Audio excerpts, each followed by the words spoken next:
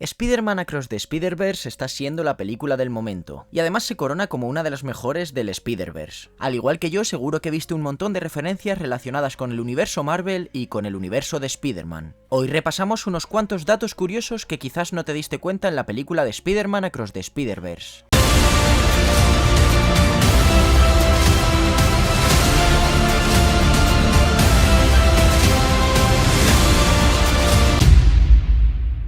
En la batalla contra el buitre, Miguel O'Hara menciona al Doctor Extraño y a Peter Parker de la Tierra 19999. Esto hace referencia a No Way Home y al Peter Parker de Tom Holland, aclarándonos que el propio Miguel O'Hara tuvo que moverse a ese universo y arreglar parte del estropicio que veríamos en la película. Cuando Miles y Gwen dan un paseo por la ciudad, se encuentran con un ladrón con unas ropas muy características. El atuendo es muy similar al Hombre de Arena que hemos visto en otras adaptaciones. ¿Será acaso este villano pero del universo de Miles? Cuando La Mancha nos cuenta su origen, nos dice que Miles le lanzó un bagel. Pues bien, si rebobinamos a la primera película, nos daremos cuenta de que efectivamente eso pasó, teniendo como consecuencia esa terrible enemistad que veríamos en la película. Cuando La Mancha recibe sus poderes, visita un montón de universos. En uno de ellos aparece un personaje muy conocido. Sí, la señora Chen, que veríamos también en la película de Venom. Pero la realidad es que esta escena nunca llegó a grabarse, sino que se utilizaron escenas descartadas. Si observamos la camiseta de Miles Morales, tiene un número 42. Esto hace referencia a la araña que le picó, que fue traída de ese universo por La Mancha cuando era un científico.